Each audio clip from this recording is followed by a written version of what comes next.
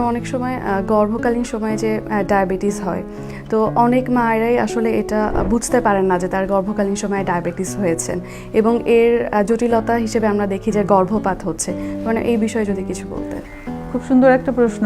গর্ভকালীন বাংলাদেশে না, শুধু বিশ্বেই এখন গর্ভকালীন ডায়াবেটিসের সংখ্যা অনেক বেশি।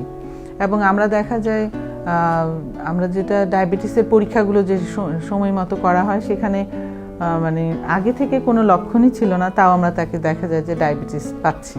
তো সেই ক্ষেত্রে সতর্কতামূলক ব্যবস্থা হিসেবে আগে থেকে যে সাবধানতাটা নিতে পারে সেটা হচ্ছে, আমি আগেই বলেছি, ওজন বাড়তে দেওয়া যাবে না এবং ওজনটাকে নিয়ন্ত্রণে রাখতে হবে।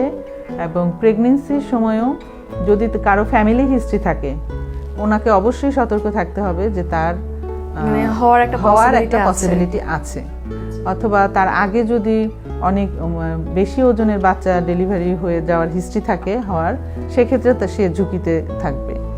তাছাড়া প্রেগনেন্সিকালীন সময়ে ওজন নিয়ন্ত্রণে রাখবে। তাছাড়া যেটা সমস্যা থাকে, যদি প্রেগনেন্সি চলাকালীন সময়ে খুব যোনিপথে চুলকানির একটা সমস্যা, আমরা খুব কমন একটা প্রবলেম, সেটা বারবার যদি তার এই সমস্যাটা হতে থাকে প্রেগনেন্সিতে, তাহলে সে সতর্কতামূলকভাবে ডাক্তারের শরণাপন্ন হতে পারে যে তার ডায়াবেটিসের কোনো লক্ষণ আছে কিনা জানার।